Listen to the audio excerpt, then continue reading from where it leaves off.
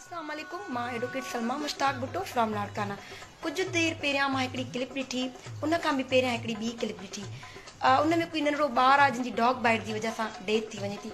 उन जो फ़ाइदो कयो आहे हिकिड़े ॿिए डॉग इकरारुल हसन। तव्हां कुछ देर पहिरियां एतिरा जज़्बाती थी वियो, ऐसे वैसे, अहिड़ो कुझु बि न आहे। हे कोई सरियाम जो छो न हुयो, हे सिंध आहे, सिंधियुनि जी जागीर आहे सिंध।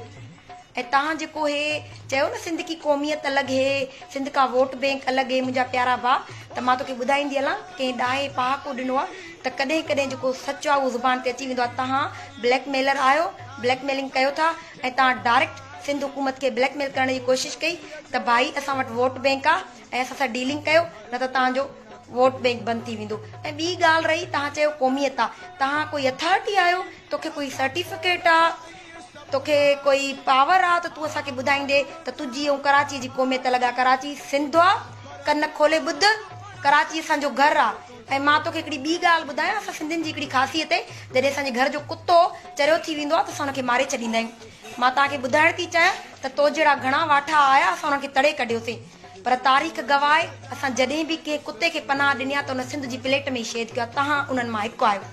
ऐं मां तव्हांखे ॿुधाइण चाहियां थी त जॾहिं इरशाद भट्टीअ खे बेदर्दी सां कराची में क़तल कयो तॾहिं तूं काथे हुएं? पंहिंजो ट्विटर ते चेक कर, टूअर ते हलियो वएं छा मुंहिंजा प्यारा भाउ?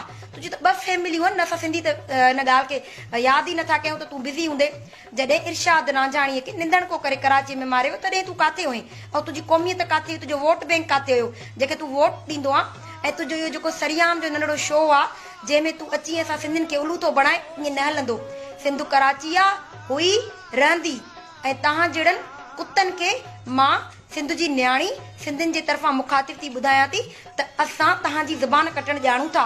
हाणे असांखे तव्हांजी माफ़ियुनि जी ज़रूरत न आहे, जेको तव्हां 2 मिंटनि में माफ़ियूं बि तव्हां घुरो था, छो जो तव्हांखे ख़बर आहे तव्हां हितां जा आहियो ई न। सिंधियुनि जो घरु आहे, जेकॾहिं माफ़ी न घुरंदासीं त हुननि जे इलाइक़े में कीअं रहंदासीं?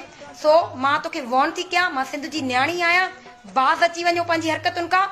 ऐं ॿी ॻाल्हि रही इहा त सिंध हुकूमत तूं इन जो करे तनक़ीद जो निशानो बणाए रहियो आहे छो जो तव्हांजी अखि आहे, उहे तव्हांजी इहे ॻाल्हियूं पूरियूं थियण नथा ॾियनि। तव्हां सिंध खे जेको टोड़ण था चाहियो, शर्म अचणु घुरिजे तव्हां जहिड़े कुतनि खे जेके सिंध खे कटण जी कोशिशि था कनि।